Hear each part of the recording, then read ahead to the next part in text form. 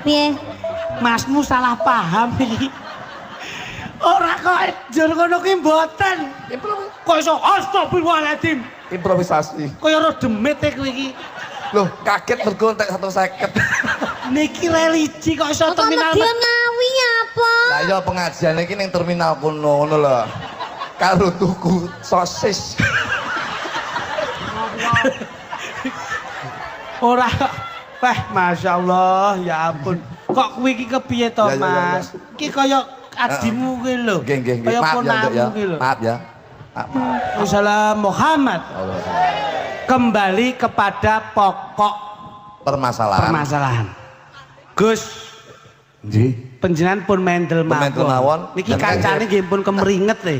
Jenengan nggih pun pirsa piyambak Nah. teng ngajenge panjenengan kula lung 150. Ngoten. Modele ngece iki. Modelmu ngece iki lho. Gus. Kok iso? Gus. Nggih, alhamdulillah. Ngapunten. Gayenge kaya ngeten niki, Gus. Nggih. Mula insyaallah muga-muga digolekke papan sing bawira. Amin. Tahun ngajeng saged rutinan kados dalu niki. Amin. Pandongaipun para jamaah, para santri dalu niki sing rawuh Ingkang ndereken jenengan insyaallah benjing tahun ngajeng tetep digawe sing kaya ngeten iki. Alhamdulillah. Amin Allahumma. Amin. Berarti tahun ngajeng tetep 3 triliun iki nggih. Purun. Dik, Duk. Nggih, mboten apa-apa, ning kula meling harus disterilkan bakal sosis aja mlebu kene. Maksudmu bakal ra iso mlebu ngono to? Ambemu. Guyon. Ngono ya melu seneng. Gus, Dalam. niki lah acarane Safari Ramadan. Betul. Nah, niki gen kaya-kaya bengi niki kesiram banyu sing anyep. Lah monggo Nggih. grujukan es. Kok Gus ya saka pituahnya Gus.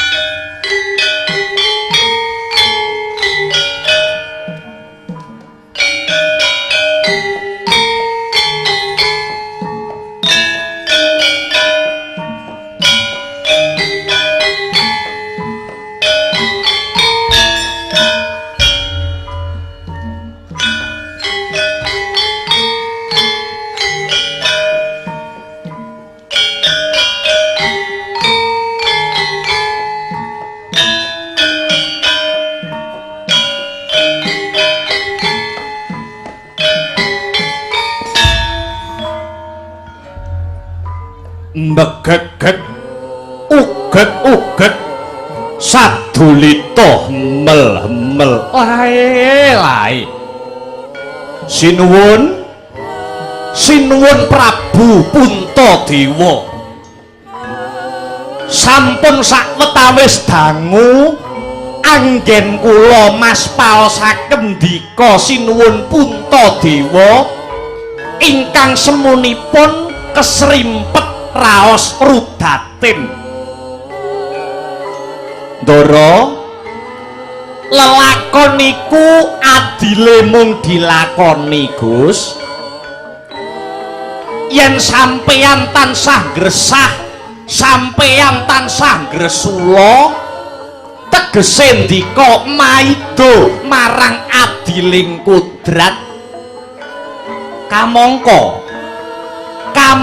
kudrat niku sing gawe Gusti sing murbeng dumadi Gus Kakang Semar Puntadewa wis jinejer aning Madyapada dadi Nalendra utawa ratu ingkang duweni kewajiban ya kuwi ngreksa marang katentreman lan karaharjaning bumi Ngamarta nanging ya gene ing ripalungguhan iki Kiai Ngamarta sing kawentar tentrem malih dadi tintrim Ngamarta biyen kondang negara sing tentrem saiki kahanane dadi tintrim Ngamarta negara sing kondang saiki malah kebak ing panandang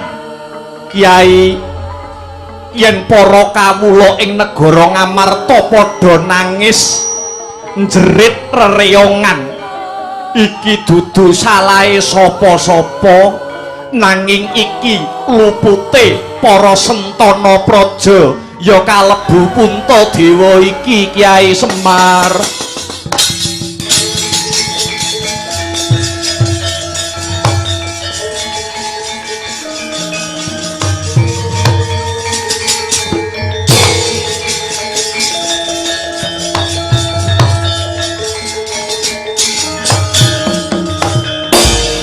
Palugon lagu ning legas lu kita leno tinggi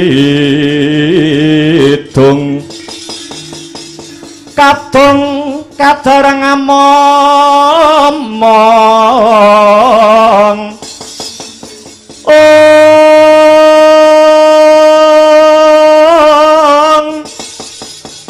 memangun manah rahayu hayu ana tan agolong gumolong manadukara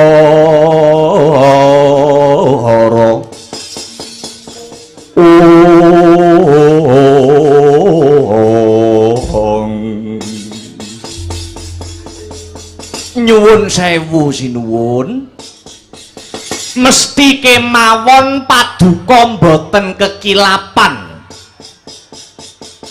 lakuning jagat ubenging bumi niku cakra manggilingan kahanan silih gumanti tentrem menika mboten langgeng ketitik kahanan ingkang dumadi wonten ing bumi negari Ngamarta sakmangke perkara negara sampeyan negara Ngamarta ingkang kebak ing panandang para kawula sing uripe sarwa kecingkrangan awet dayane jaman sing saya sepuh donya sing saya rapuh mbok menawi sampun dados keparenging Gusti sebab nyuwun sewu ndara nyuwun sewu carane pangeran tresnani marang umate niku ora kok apa wae sing dadi penjaluke dituruti niku mboten ning malah tansah dianakake wujuding pendadaran utawi ujian contoh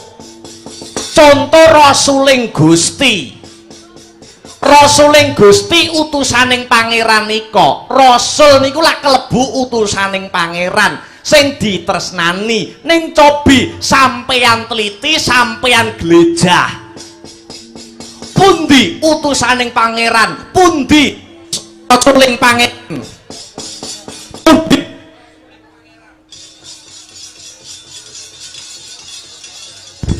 rasuling pangeran ingkang mulus gesangipun niku pundi sedaya mboten wonten ingkang mulus sedaya kebak panandang sedaya kebak marang pacoban mangkono Kiai nggih mboten wonten utusaning pangeran kok sing mulus kepenak sugengipun niku mboten wonten anane rina wengi mung ketimbrung ing pacoban katimbrung ing panggoda lan pangrencana merga napa nyuwun sewu ndara merga niku tandha asihe Gusti marang umate guru kok tresna karo murite ora kok njur murite diumbar sak geleme dhewe niku mboten nanging murid kala wau tansah dipun wontenaken pasinaon utawi ujian nyuwun sewu ing pamrih supaya murid kala wau munggah ing reh derajatipun Ndara. Watone manungsa isih gelem napakake sikil ana bumi, waton nyawa taksih gondelan kalih raga. Sampeyan aja wedi nantang karo pacoban. Negari Ngamarta, bumi Ngamarta sak mangke wiwit saking dhuwur, tengah, ngisor lagi nampa pacoban saking Gusti kang murbeng dumadi. Nggih. Ora nyawang kuwi sugih apa miskin, wong pangkat apa wong melarat, sedaya sami nampi pacoban saking Gusti sing gelar jagat. Kari manungsane niku kuat menapa mboten kalian pandadaring pangeran kala wau, Gus. Nyuwun sewu.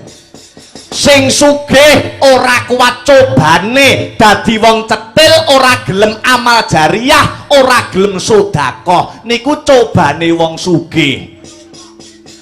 Wong melarat kok ora kuat ing coba dadi wong lecet, yen perlu seneng colong jupuk, niku cobane wong melarat, ngaten.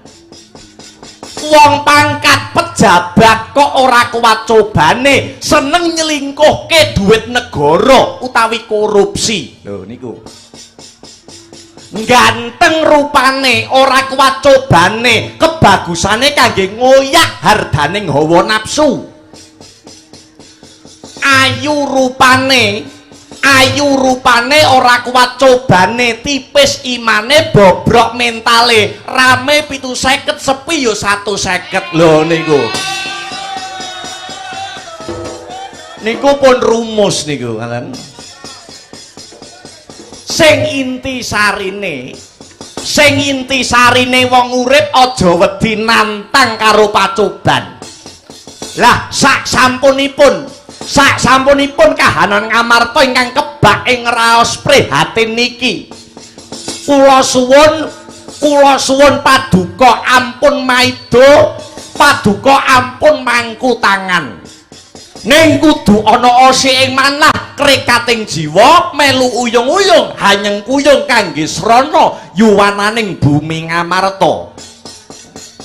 Sik sakniki Semar tak takon, yen pancen sampeyan niku Nalendra pengpengan ratu sing kondang, anake Prabu Pandhu Dewanata, banteng-bantenge wong tanah Jawa, paduka sampun mireng napa dereng ing tepining Kali Serayu wekdal sakmangke badhe wonten tumuruning kanugrahaning Jawata ingkang sinebat Wahyu Kamulyan. Sinuwun Prabu Puntadewa sampun pirsa napa dereng?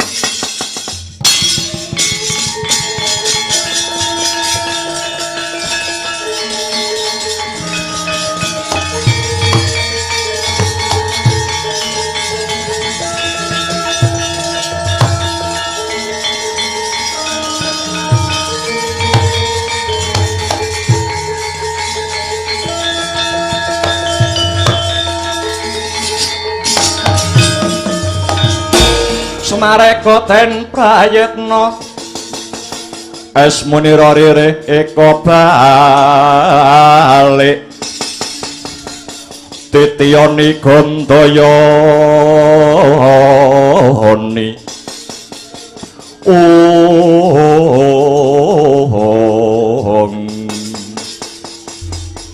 Wahyu Kamulyan Kyai. Nggih.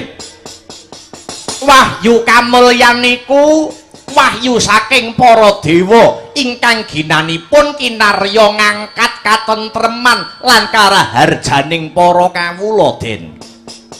Menawi kersa ning kula mboten meksa. Yen sampeyan kersa monggo kula dherekaken nepi utawi tetugur wonten tepining Kali Serayu. Nyiksa raga memulya jiwa, kridanipun Nalendra lan satriya kedah sarana laku brata. Gus Kiai, Pindha kepapak obor sewu satemah padang tetrawangan awit saka pituture Kakang Semar Badranaya. Kayai mula ayo enggal gandengen tanganku. Puntadewa bakal nglakoni tapa brata samadhi maladi hening tetugur ana tepining kali Serayu. Anggayuh nurbuating Gusti kang wujud wahyu kamulyan kuwi mau Kiai. Inggih. Sedya hayu bakal manggih rahayu Gus. Sampeyan ngagem tekad satriya tanah Jawa. Ampun ngantos balik wonten negaring Ngamarta menawi wahyu kamulyan dereng sampeyan regem Gus. Iya Kiai.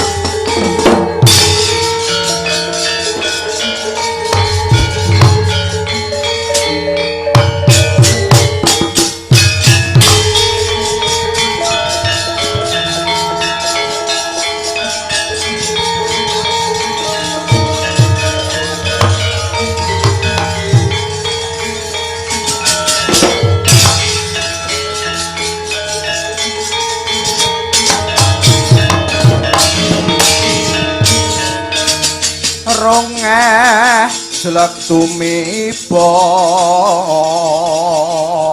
gegaran santosa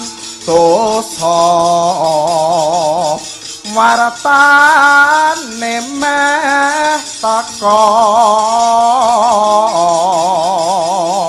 sikara karoda tatake pangkaton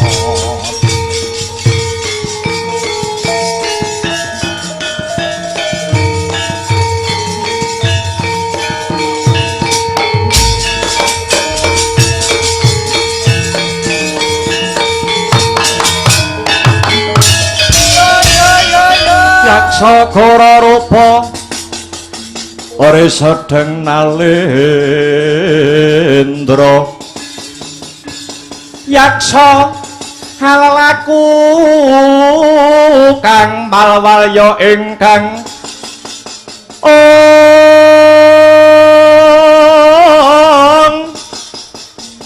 gambira marang ngisi siyung metu Prabawa Goro mawalian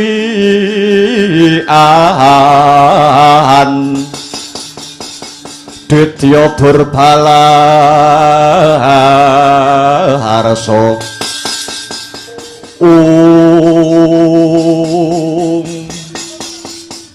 Yuwang Tete Kala Ludra Mas Patik Raja Dewaku mangkuto kabeh putra siswaku ing pertapan awiyat anak Angger Linggo Sugardo saka negara Pasir Gumelar.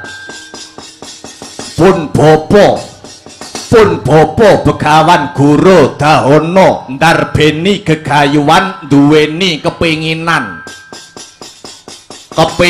kang luhur tumrap pertapan awiyat kene. Marmane jeneng sira kabeh ndak kanthi wawan pangandikan sapet jagong ing ri palungguhan sak mengko. Weh lah dalah ya. Nuni nggih bapa nuni nggih. Kanjeng Bapa Begawan Goro Dahono rumaos bombong sajroning batos denekeng putra kula pun Linggo Sugardo ratu saking negari Pasir Gumelar. Pinercaya dipun kanthi wawan pangandikan kalian paduka Rama Penemban Begawan Goro Dahono. Wonten babakan ingkang pundi kula pun Linggo Sugardo arsa ngangkungaken jangga nilingaken karna nengga rumentah sabdanipun Kanjeng Bapa Panemban Begawan Goro Dahono. Mangkene ya nggih anggonipun bapa dadi pandhita ana kene ndak rasa kaya durung bisa ngangkat kamulyaning para putra siswa sumrambaing abdi miang cantrik kang mapan ana ing pertapan awiyat kene. Mula kang saka iku pun bapa kepengin duweni gegayuhan supaya pertapan awiyat kene saya kuncara bisa luwih anjayeng bawana nggih. Lajeng cara utawi sarana punapa ingkang badhe dipun lampahi dening pun Bapa Panemban Begawan Goro Dahono. Nggih Linggo Sugardo kados pundi Bapa Panemban? Carane ora ana liya kejaba pun bapa kudu cecaketan kelawan Nalindra ing negara Ngastina kang jejuluk Prabu Duryudana. Yen pun bapa wis bisa cecaketan kelawan Ratu Ngastina pidak jempol karo Prabu Duryudana, pertapan awiyat kene uga mesti bakal melu keangkat derajate nggih. Nyun sewu bapa, nyun sewu. Punapa paduka Bapa Panemban dereng mangertos mbok bilih Prabu Duryudana Ratu Ngastina menika andarbeni watak ingkang angkara murka. Lah menawi paduka Bapa Panemban Begawan Goro Dahono cecaketan kalian Prabu Duryudana pidak jempol kalian para Kurawa mboten wurunga niki mengke saged ngembet daging waras pertapan awiyat saged kenging awanget angkara murkanipun Prabu Duryudana sakurawanipun Bapa Panemban. Ya ora apa-apa, kabeh wenang usul, kabeh wenang duwe gagasan. Kowe tumenggung kumandang garba, kowe bocah tumenggung sing ana ngguri, kowe duweni gagasan apa, kowe duweni panemu apa. Nyuwun sewu Bapa Panemban, kula mboten saged matur kathah-kathah nek dereng metu kopine Rama Panemban. Nek dereng metu kopine kula dereng saged matur kathah-kathah. Kowe iki mesti sing mbok pikir perkara konoan. Nggih Linggo Sugardo wonten dawuh Bapa Panemban. Aja wasuk melang rasamu ya kuluk. Pun bapa kang dadi gurumu utawa duwe jamu, pun bapa wis bisa milah kang sarta milih endi sing bener kang sarta endi sing luput. Mula aja wedi kangelan. Linggo Sugardo wonten dawuh Bapa Panemban. Kerit lampit berungkat kimpul kirapna wadya balamu saka negara Pasir Gumelar. Saperlu ngombyongi lakuku sowan marang Prabu Duryudana ing negara Ngastina. Yen Prabu Duryudana iki mengko duwe perkara, aku kang bakal melu-melu mbantu ngrampungake perkarane Prabu Duryudana. Sing baku niatku, supaya pertapan awiyat kene bisa luwih maju krana bisa gandeng negara Ngastina. Senika ngestaken dawuh pepadheban budhal dina iki Lingga Sugardo.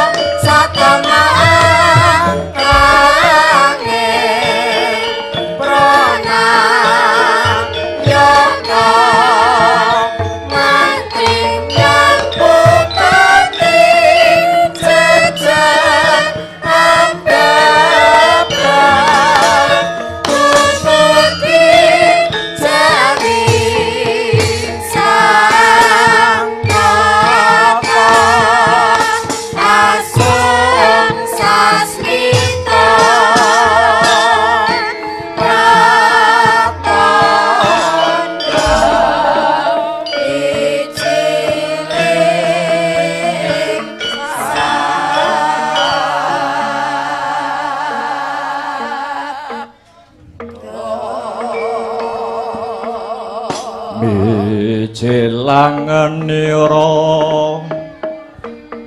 sang nar pati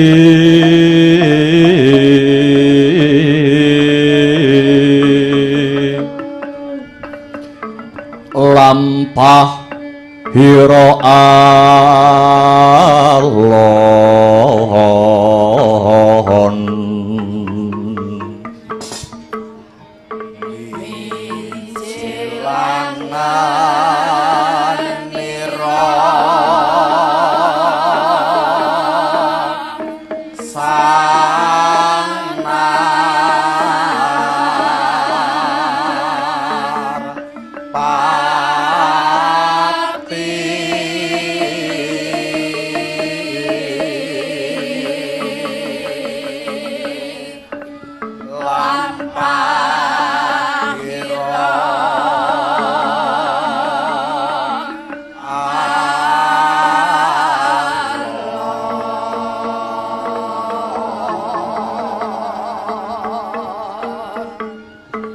kinarabat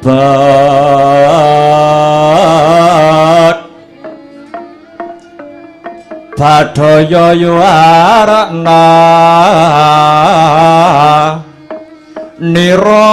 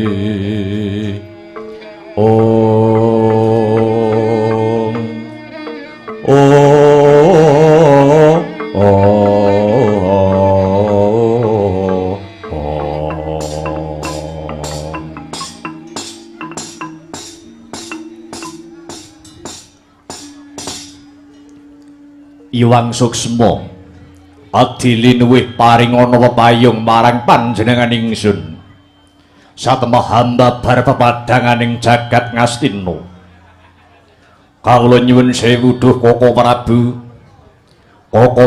Baladewa jimat pepundhen kula donya prapting dalahan Koko Prabu sak rawuh paduka wonten setinggil nagari Ngastina kula keng rayi Jaka Pitana ngaturaken pambagi pono karami mawantu-wantu kunjuk wonten sandhap paduka Prabu ing Mandura. Wih, lah talah. Ya jagat, ya dewa, ya Bathara. Kawula nuwun inggih, Yayi. Sanget anggen kula nampi dene semanten sih kadarman paduka dumateng Raka ing Mandura. Dasaripun kula sowan wonten ngarsa paduka wilujeng nir ing sambikala wangsuling atur salam taklimipun keng Raka ing Mandura kunjuk wonten sahandhap pepada paduka Yayi Prabu ing Ngastina. Kawula nuwun inggih duh Koko Prabu dinampi tangan kalih kinalungaken wonten ing jangga kapetekaken wonten ing Jaja rumeketing wardaya miwah ana daging kayuwanan. Paring pangestu saking paduka Koko Prabu mboten langkung monggo kula dherekaken lenggah ingkang kanthi mardikaning penggalih duh Koko Prabu. Pangraos mboten kirang prayogi anggen kula sowan Yayi Kawula nuwun sewu nggih. Anak Prabu Mandura rak sarawuh paduka wonten ing Praja Ngastina kula pun bapa ing Sukalima Pandhita Begawan Durna ngaturaken pambagi panakrami mawantu-wantu mugi kunjuk Nalendra ing Mandura anak Angger Baladewa. Inggih Bapa. Sanget anggen kula nampi handadosaken bombong ing manah kawula. Wangsul ngatur sembah pangabekti kula kunjuk wonten sandhap pada paduka Bapa Pandhita Durna. Kawula nuwun inggih. Gorawalan anggen kula mundhi tinampi tangan kula kalih mugi amimbuhi kasantosan. Kawula nuwun sewu nggih.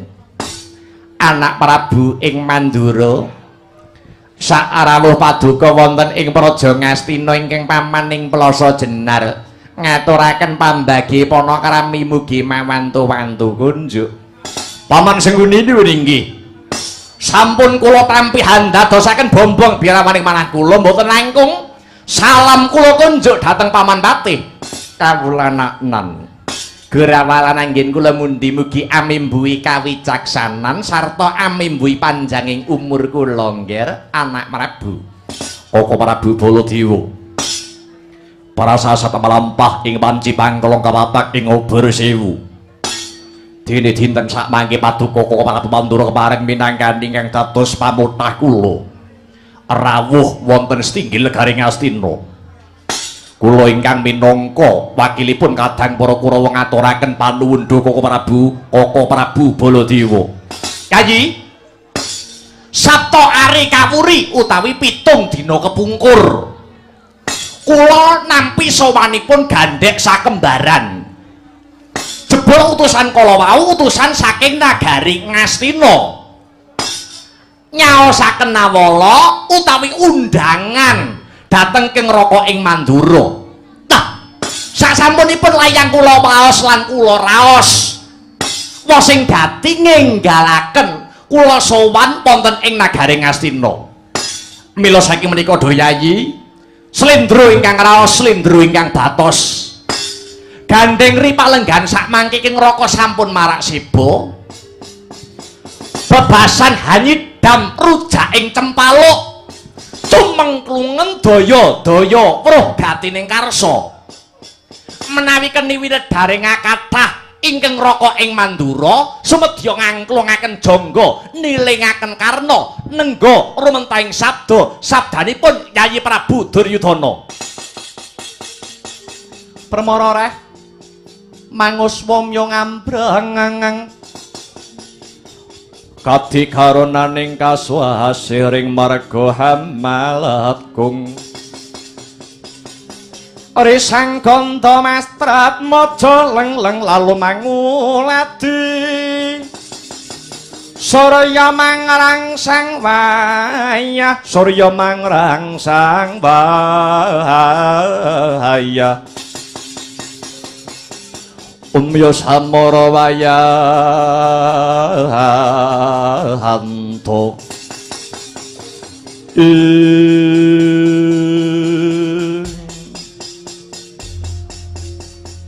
Koko Prabu menawi wonten sisi pingatur kula nyuwun lumunturing sih samudra pangaksami punapa ta darunanipun dinten sak mangke seru panyuwun kula anggenipun kepingin hamboyongi dhateng paduka Koko Prabu ing Mandura mapan wonten ing Negari Ngastina mriki blaka suta blak kutang terus terang dinten sak mangke Yayi Ngastina nembe ketaman ribet jibeg judeg manah kula saking pamawas kula namung paduka Koko Prabu Baladewa ingkang saged ngudari reruwet madhangaken pepeteng Keng Rayi Duryudana ing Negari Ngastina. Nyuwun sewu ingkang dipun kersakaken Yayi Prabu Duryudana kados pundi Yayi Koko Prabu? Ingkang tansah gumana musik wonten manah kula mboten wonten sanes kejawi kodrating jagat ingkang sinebat perang ingkang benjang dumadi wonten ing Tegal Kurusetra ingkang nami perang Baratayuda Jaya Binangun perang kala wau perang ing antaraning Pandhawa lan Kurawa. Inggih awit babakan perang Bharatayuda Jaya Binangun kala wau ingkang siang pantaraning dalu tansah nyerimpet nyandung wonten ati kula Duh Koko Prabu. Ingkang dipun kersakaken bab Bharatayuda kados pundi Yayi? Koko Prabu nyuwun pangapunten. Mila nganti Duryudana ngundang paduka Koko Prabu Baladewa. Nyuwun sewu. Menawi benjang perang Bharatayuda Jaya Binangun siyos kelampahan. Nyuwun sewu, paduka Koko Prabu Baladewa badhe mbantu para Pandhawa menapa badhe mbantu para Kurawa. Yayi, kula aturi nyekseni sedaya ingkang lenggah mapan wonten ing Stinggil negari Ngastina mriki. Kula aturi midhangetaken lan niteni dhateng ucape Baladewa. Benjang sak mangsa-mangsa Bharatayuda menika dadi Baladewa mboten badhe mbelani dhateng para Pandhawa. Lah dalah matur nuwun Koko Prabu. Ning kula nggih mboten badhe mbelani Kurawa Yayi. Lho, kok saged? Kok saged? Kok kados mekaten niku nalaripun kados pundi? Kok kados mekaten niku dasaripun menapa wewatonipun menapa? Bharatayuda niku perang ing antaraning Pandhawa lan Kurawa. Lah kok jenengan mboten bela salah sijine, mboten bela Pandhawa, mboten bela Kurawa. Menika kanthi dasar menapa? Ngaten paman. Baladewa niku wong tuwa. Tegese tuwa niku kudu kena tinuwa tuwa lan tinuwi-tuwi. Tegese wong tuwa niku kudu kena kanggo conto, wong tuwa niku kudu kena nggo gondhelan.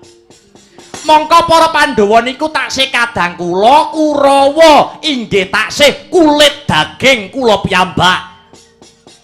Dadi upama Baladewa niku mbelani salah siji, nyuwun sewu ana paribasan bacok-bacok landesan dengkul. Sing dibacok tugel dengkule melu tatas. Kejawi saking menika Baladewa niki ya ora pengin diarani wong tuwa sing mban cindhe mban ciladan. Mila menawi benjang perang Bharatayuda Jaya Binangun dumadi, Baladewa mboten badhe mbantu sinten-sinten. Baladewa tak ningali mawon ramene perang Bharatayuda. Dadi wong nonton niku penak. Rame ya keplok, lucu ya guyu, luwe ya nyang warung. Lho ngoten. Inggih, matur nuwun. Lajeng kula badhe tanglet malih. Miturut petang paduka Koko Prabu Baladewa. Menawi perang Bharatayuda niku kelampahan, ingkang menang niku Pandhawa menapa Kurawa. Ingkang menang niku sing bener, ingkang kalah niku sing luput. Sing leres niku sinten, sing lepat niku sinten. Nek niku Baladewa ora usah dadak matur. Kudune Yayi Duryudana niku saged tanggap, malah sakniki kula sing genti takon marang Yayi Duryudana. Wiwit Kurawa niku taksih bayi abang nganti brangkang nganti saiki dadi satriya kondang. Kurawa niku nate tumindak jujur napa mboten?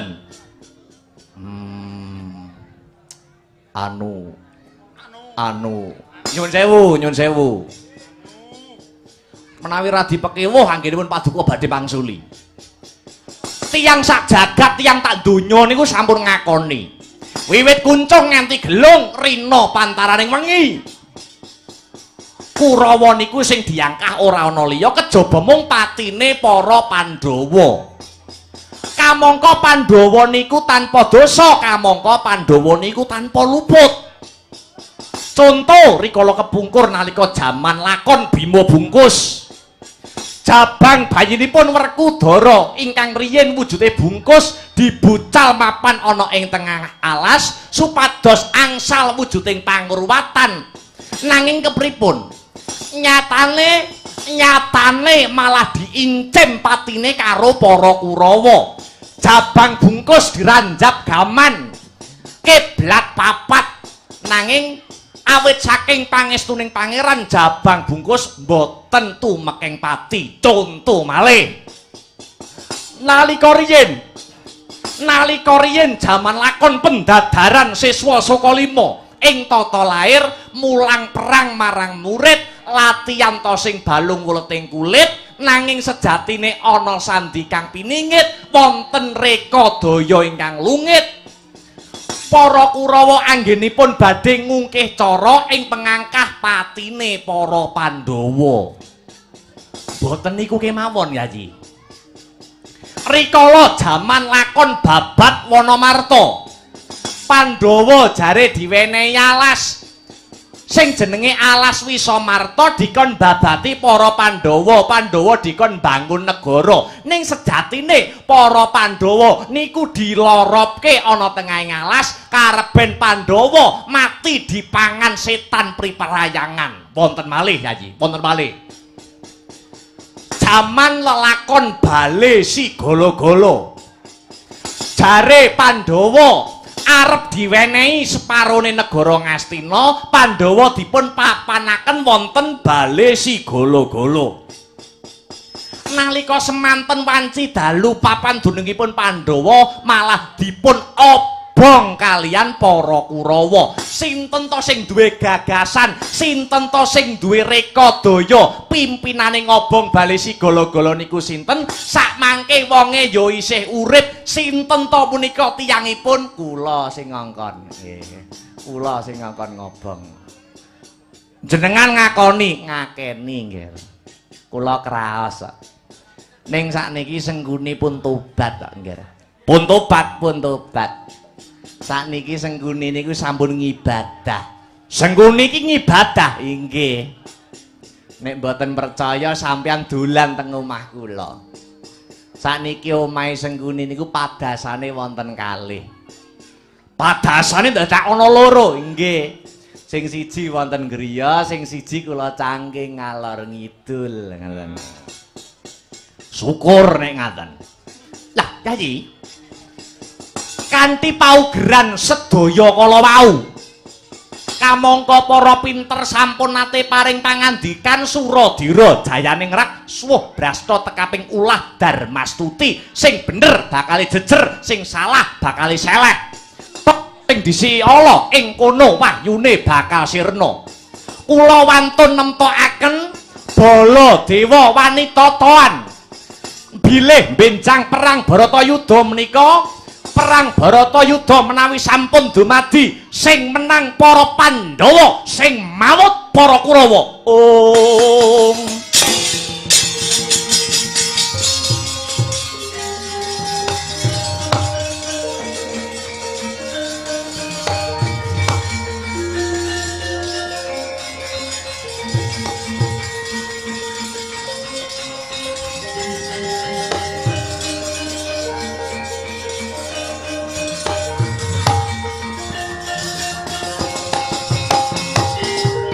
Loh, Yayi Prabu Duryudana kok malah ndoprok wonten ngandhap. Koko Prabu menawi sampun cetha nggih gela ingkang tanpa warana. Benjang perang Baratayuda ingkang unggul para Pandhawa ingkang remuk rempu dadi rempon para Kurawa. Lajeng gunanipun menapa? Gunanipun menapa Duryudana sakurawane badhe nglakoni Baratayuda jaya binangun kala wau. Pramila saking menika duh Koko Prabu kula nyuwun tulung sanget dhateng Paduka Koko Prabu Baladewa. Kados pundi reka dayane supados Baratayuda menika wurung Baratayuda ora sida kelakon. Syaratipun menapa kula nderek, perbeyanipun menapa Duryudana namung manut. Bakune Baratayuda saged wurung. Sinten malih ingkang badhe kula suwuni senjata pitulung tombak kenceng. kejawi namung paduka Koko Prabu Baladewa. Nggih. Jenengan lenggah riyin, jenengan tata rasa jenengan. Jenengan semelehke pikir jenengan langkung riyin, Yayi. Monggo. Monggo lenggah ingkang prayogi langkung riyin, Yayi.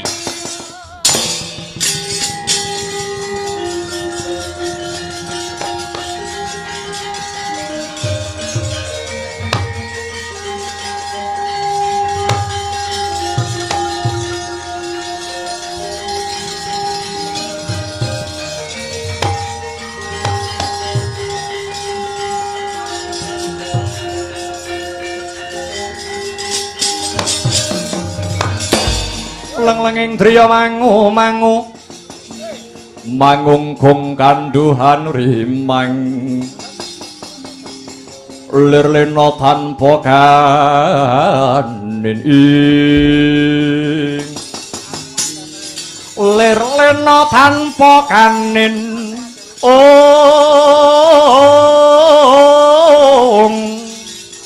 yen tandulusa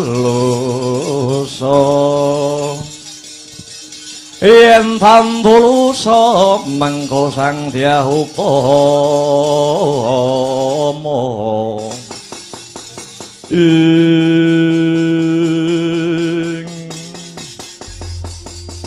nyun sewu Yayi, menawi saestu Yayi Duryudana kepengin perang Baratayuda niku wurung, menawi paduka Yayi Duryudana kepengin perang Baratayuda niku gagal, kula sagah minangka talang. Yayi, saestu Koko Prabu, saestu Yayi. Caranipun kados pundi? Ngaten. Waton negare Ngastina niku jenengan balekke teng para Pandhawa bar rasida perang Baratayuda. Niku syarat ingkang wos pisan. Syarat angka kalih nek kepengin Baratayuda Jaya binangun niku batal. Wiwit sakniki para Kurawa kudu gelem tumindak becik, ngedoi tumindak nista, ngedoi tumindak culika lan angkara murka. Jenengan conto Pandhawa nika, awan bengi sing diudi mung tumindak becik lan tansah prihatin demen tirakat hanggayuh wayuning Gusti sing gelar jagat. Nah niki sisan gawe yen Kurawa pancen kepengin tumindak becik sak wutuhe. Nglereni tumindak jahat miwiti Kurawa anggenipun sak mangke badhe tobat.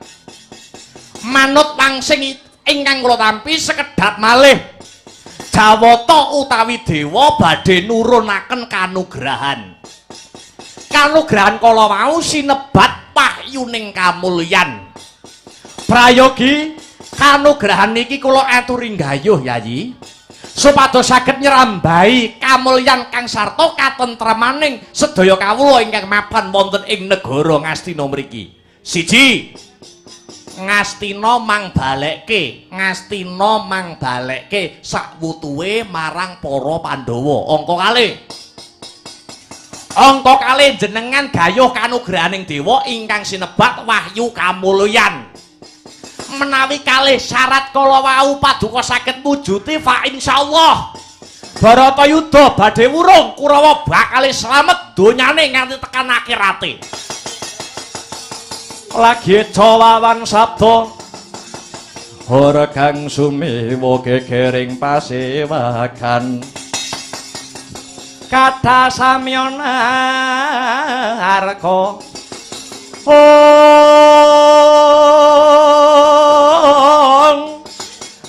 wonten dwirata makta pedhot saking wandilan sawenehan arga kudu dilar pandengan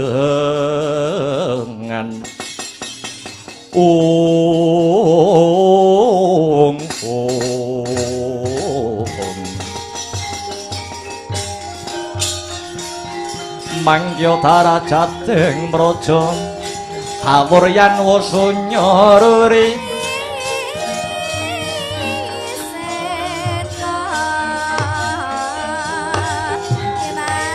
ora pangrehing ukara karana tanpa malupi api ati lar silas putih ong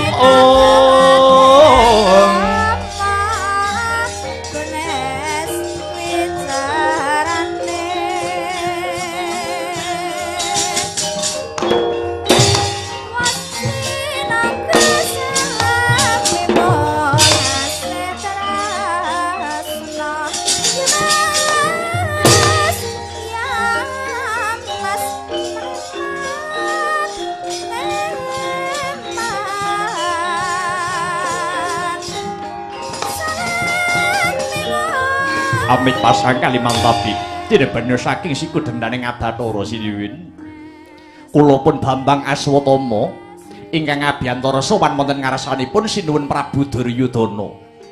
Bambang Aswatama kula wonten dawuh ana parigawe apa munggah setinggil tanpa tinimbalan ngaturi ketiwasan Sinuwun wonten pasiban Jawi geger njaba geger nok-nok tendu inggih apa ana gajah pedhot saka pantilan macan mijil saka Karangkeng kudu kang karapan dengan gedhe-gedhe parang muka kahanempuh gati mboten geger wonten Jawi amargi wonten paraplanipun pandhita ingkang hapas raseksa badhe mingkih wonten Pendhapi Agung Negari Ngastina tamune wujuding Brahmana inggih Sinuwun yen ngono weneh ana dalan supaya ngadhep marang panjenengan ingsun ngestaken dawuh wadal pasilan Sinuwun.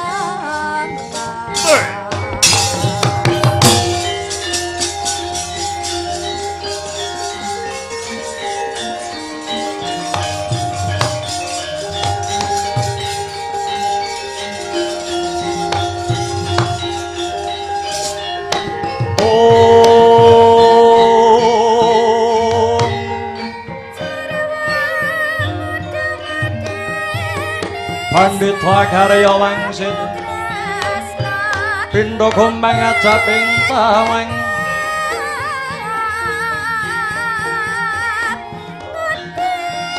susun angin ngendi nggone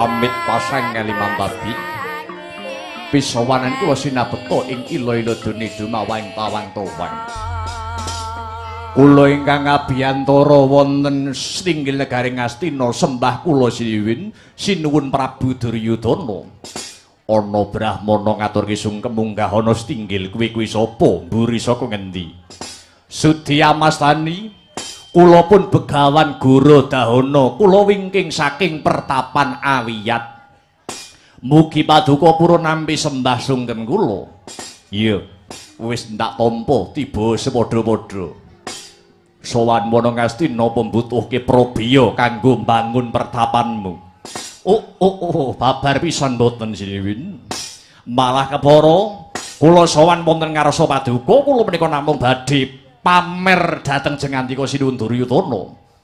Apa kowe bakal pamer bondo donya? Mboten. Banjur apa sing kok pamerki? Kula badhe pamer kasekten.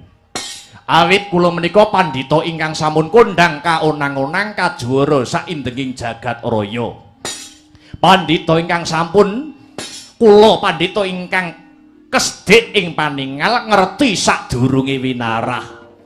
Kula pandhita ingkang wasis umbyak ing akathah ngandharaken mekaten yen kowe pancen pandhita sing wasis lan panggrahi tamu mara gagi batangen Dina iki Duryudana lagi mikir apa? Nun, dos pundi Nun? Yen pancen kowe pendhita sekti lantip panggrahi tamu. Dina iki Duryudana lagi mikir lagi apa? Woi, lha menawi niku gampil. Saklebatan kemawon sampun ketinggal. Lamun samangke paduka hanggadhahi gegayuhan nanging taksih bingung. Gegayuhan apa Guru Dawana? Nyuwun sewu. Paduka sinuwun Duryudana bingung awit wedi kalah mungsuh para Pandhawa benjang ing perang agung Baratayuda Jaya Binangun. Wekasan paduka Prabu Duryudana kepingin hanggaduh kanugrahaning dewa ingkang winastan wahyu kamulyan. Leres napa boten? Edan.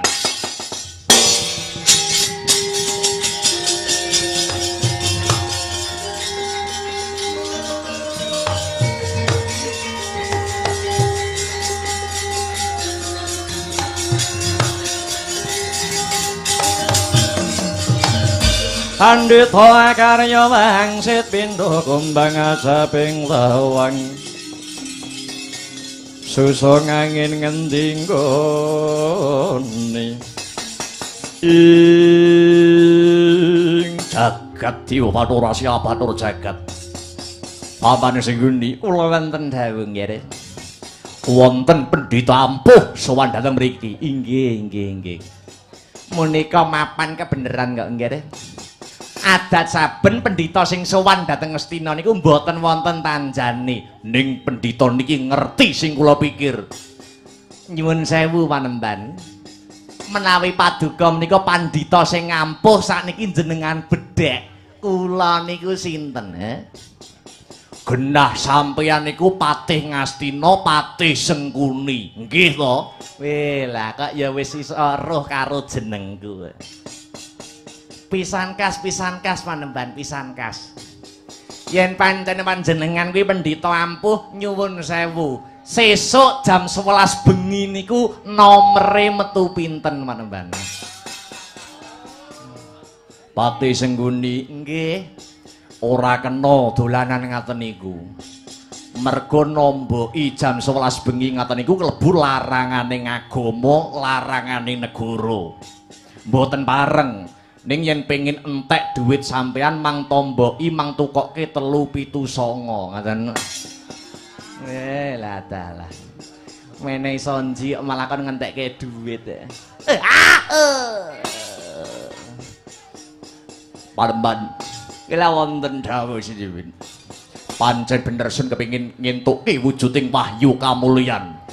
Apa kowe saguh bebantu marang Duryudana? Wah, lahir terusing batin. Kula sagah sabiyantu. Sebabipun menapa pendak-pendak Kurawa kok mboten saged ngintuke wahyu. Kula niku sampun saged nggagapi. Sabab wonten sing dadi pepalang. Pepalange sapa? Mboten wonten sanes kejawi namung para Pandhawa. Wahyu kamulyan niku sing iso ngregem mung para ratu, mung para nalindra. Pandhawa ratune sapa mboten wonten sanes kejawi Puntadewa. Syarat-saranane wahyu saged cumandhak wonten bumi Ngastina menika gampil. Syarat-saranane apa panemban? Sing kulina nampa wahyu kudu dipateni. Dina iki yen Puntadewa iso mati mboten aneh mboten mokal wahyu saged tumurun wonten ing negari Ngastina mriki. Mokal Duryudana bisa mateni Puntadewa. Awit negara Ngamarta Senapati Desata Mandraguna panemban. Oh lah dalah. Sekti niku ora nggur blegere. Ning sejatine Pandhawa niku ringkih. Kekuatane Pandhawa niku namung teng Werkudara. Mengko yen Puntadewa wis mati, ora wurunga Werkudarane ya bakal mikir ngenes suwe-suwe ya mati. Werkudara ketoke kuat ning niku jane wong bodho, ibarate kewan Werkudara niku jaran. Dikon ngalor ya ngalor, dikon ngidul ya ngidul. Apa meneh si Janaka. Janaka niku gayane duwe gelar lelanang ing jagat lancuring Madyapada, jare satriya kondang, jare satriya bagus. Ning nek pun didepi wong wedok ayu, Janaka niku pun bingung golek hotel ngoten niku.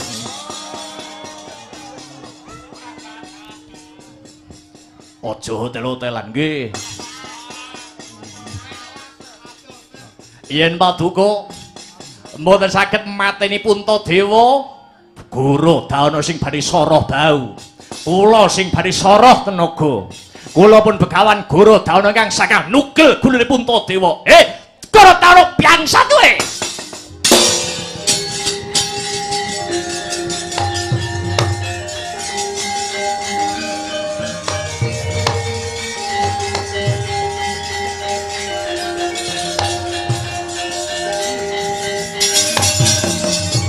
Pradhananda mlirigina pabuka yayasinipi Dojo bang mawinga-winga wengis wis malaning krat leketing jagat gelag-geli puwarsmaning jajelan sukertaning bawana setan membo menungso ucapmu ngarep kowe saguh bakale mbantu Yayi Duryudana anggone bakal nyadang kang sarta nyadong wujuding wahyu kamulyan aku melu seneng aku melu bungah Baladewa melu mongkok ning pungkasane tembungmu wahyu bisa ditampa Yayi Duryudana nanging nganggo syarat kudu ngateni Yayi Prabu Puntadewa kuwi sing aku ora matuk kuwi sing Baladewa ora sarujuk nyuwun sewu sampeyan niku sinten ngerti-ngerti kok bengak-bengok lho kowe durung weruh karo aku nembe sepisan ji niki kula ketemu kali sampeyan lek nomor 4 jare Gopur Narendra Mandura Prabu Baladewa Balarama Kusuma Malikata Karsana Kakrasana ya kowe iki weh ladal sampeyan ratu kondang ratu galak ratu Mandura nika iya mula yen kowe sing ngeman karo nyawamu bali yo minggato mengki riyen to kok bareng krungu mateni Puntadewa sampeyan kok nesu bareng ngerti ngrungokke Puntadewa arep tak pateni sampeyan kok muring-muring sambung rapete niku napa kali sampeyan dudu sarak dudu kadang yen mati melu kilangan yen isih kepengin nyawang sorot ing srengenge isih kepengin ngrasake ngemut legining gula mara gage kowe minggato mara gage kowe minggawa kowe kena mateni Puntadewa nanging langkauna dhisik bangkene Ratu Mandura Prabu Baladewa iki weh ladalahi Prabu Baladewa aja mung bengak-bengok ayo ndi dodo nyoh dodo adu kasekten mungsuh begawan Guru daono kelakon tak remet dadi glalaring epek-epek tak enteni ning alun-alun Ngastina tak suweki cangkemmu bangsat kowe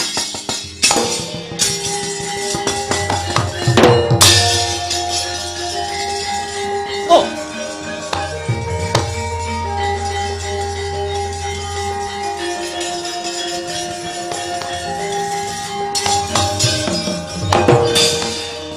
Baladewa kok nesu-nesu niku jane pernah apane karo Puntadewa Prabu Baladewa kuwi isih kapernah sedulure tuwa para Pandhawa oh isih warise to iya oh layak nesu aku ora ngerti yen isih warise sing kebangetene Pati Sengkuni ngerti yen isih warise kok aku ndak diomongi jenengan jane pun kula kedepi lho Panembahan. Sing ngerti ya sapa wong sampean gawe kacamata ireng ngono. Ning ampun kuwatir Sinuwun. Prabu Baladewa niku kelebu Ratu Lilin. Maknane Ratu Lilin gampang kobong ning yo gampang lilih. Waton Guru Dawana tasih ngadeg-jejeg wonten bumi Ngastina mboten badhe siraping keprapon Ngastina badhe doyong. Malah menawi kepareng kula ingkang badhe dados pandhita utawi pujangga agung mapan wonten Ngastina mriki. Lole.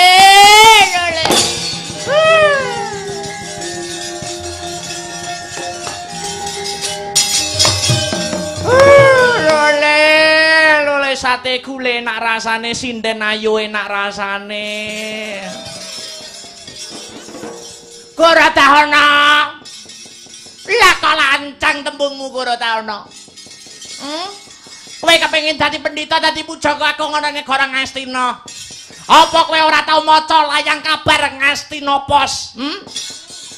Yen Ngastina kene wis ana pendhitane, pendhita sing manyar-manyar, pendhita sing sekti kalintang ora mung dapurmu wae. Sampeyan ki sapa? Pandhita Durna. Teka-teka ngerti-ngerti kowe arep nglengser karo kelungguhanku. pengen dadi pendhita, pengen dadi puja agung mapan ning negara Ngastina. Pandhita ora ngerti tata krama kaya sekti-sektiya dhewe. Monggo, monggo. Yen kowe kepengin dadi pendhita nang Ngastina kene monggo, watmu santet wetemu ora bosok diundang pendhita Durna.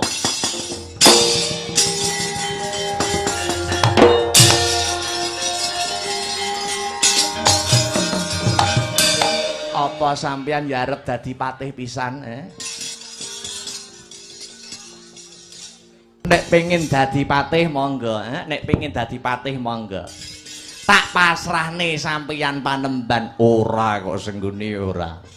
Awit Ngastina kuwi yen pati ora senggune kurang cocok. Sebabe patih senggune iki patih sing kondang. Kondang kebagusane mboten, kondang kepinterane mboten. Lah terus kondang apane? Kondang Bandar Dadu. Iya, ya ora apa-apa Bandar Dadu watone aku isih dadi patih. Alhamdulillah. Sinuwun Prabu Duryudana keparenga kula nyuwun pamit perkawis Prabu Baladewa kula ingkang badhe ngrampungaken. Sing baku Puntadewa kudu tugel gulune setemah wahyu kamulyan saged kaboyong mapan wonten ing Praja Ngastina. Duga-duga kinawa ngati-ngati aja nganti keri Paman sengguni kula wonten dawuh ampun nikahaken Begawan Gorodahana. Paduka perintahaken Sata Kurawa kinen ndombani tindakipun Begawan Gorodahana ngestaken dawuh amit madal pasilan. Gandanya sekar keadung Tuwin kembang menung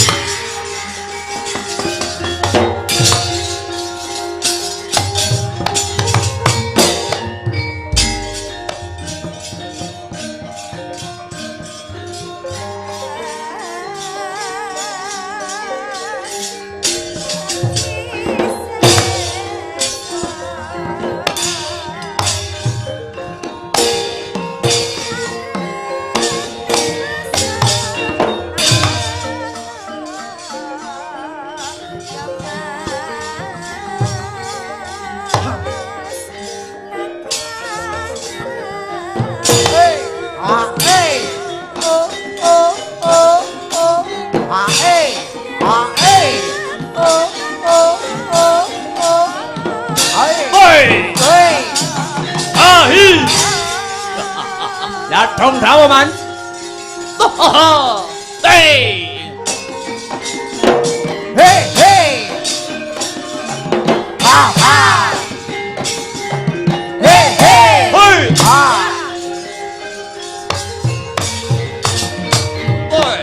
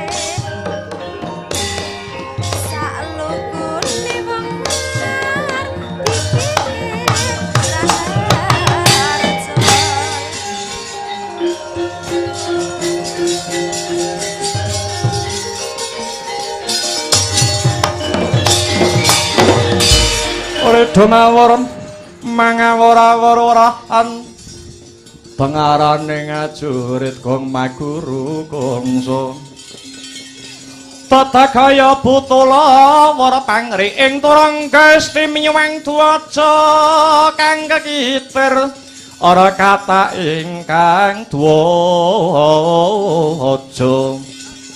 duaja lelayu sehabit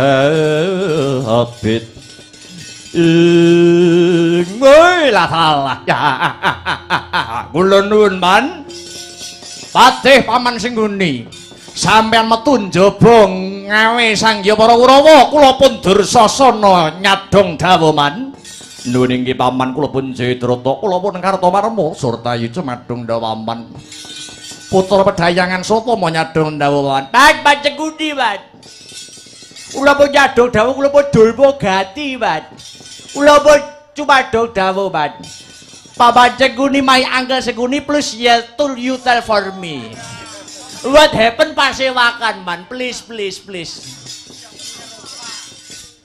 Paman Suzuki man Sengguni ya Suzuki piye ting pecetot ngono rek kabeh Kurawa wae sak mengko padha gatekno rungokno kang sarta nglakonana kados pundi man nampa dawuh saka anak Anggere Sinuwun Duryudana kowe kabeh para Kurawa ndak perintah ndombani laku ning Begawan Gorodahana saka Pratapan Nawiyat Begawan Gorodahana sumagung gayuhake wujute wahyu kamulyan kanggo negara Ngastina nanging kudu ditumbali sirahe Puntadewa lamun Puntadewa isih meger-muger urip tangeh Kurawa bisa ngantukke kanugrahan mula ya mulya lan orane Kurawa gumantung saka tumandange Begawan Gorodahana kang sarta sinengkuyung para sata Kurawa. Wela dalah niki bidal golek wahyu man ceritane kaya mangkono Dursasana. Nggih ngestaken dawuh. Ayo le Darbogati golek wahyu le. Lah wis apalan. Angger perintah Kurawa kok mesti kon golek wahyu, liyane po ge enek. Iki dawuh le ora kena bantah. Nggih ngestaken dawuh. Lah rak ngono wis ora sandedawa wektu. Nggih sedika Pan. Nggo golek wahyu nggo. Nek ora entuk wahyu ya sak kecekelin apa engko. Entuke sinden ya go mulih ngoten. Wong edan Sratama kula wonten dawuh pamat muga antuk pengasih saka Gusti Kang Maha Asih ya nggih. Metuwa njaba undang wadya ngiras pantes dadi pambateng laku amit madal pasilan. Aja kaya bocah cilik Sratama. Sangapati sigra Maranata baris nyawiji kumolong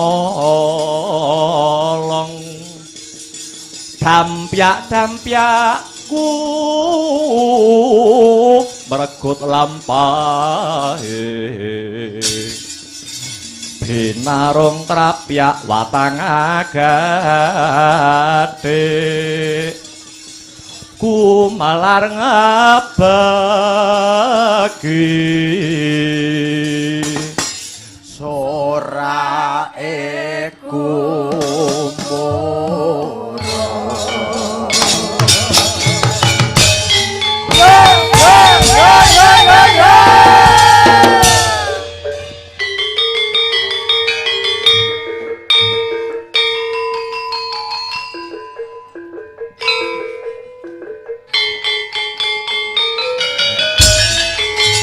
sorae rame gumuruh binarung tambur nyang beri suling slompret sesauran minangka cucu ing baris budaling prawadya bala kumregut gemya lumaris